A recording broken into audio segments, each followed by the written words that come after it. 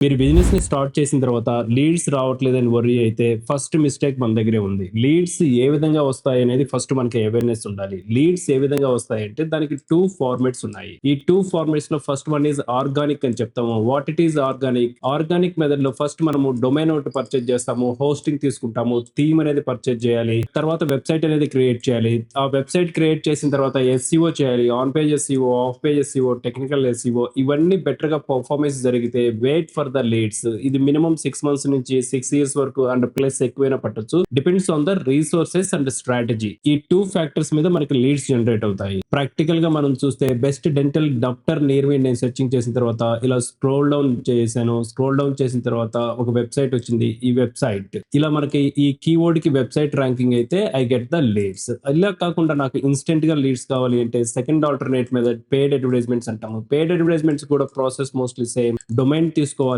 Hosting purchase చేయాలి, theme తీసుకోవాలి, website అనేది బిల్డ్ చేస్తాము.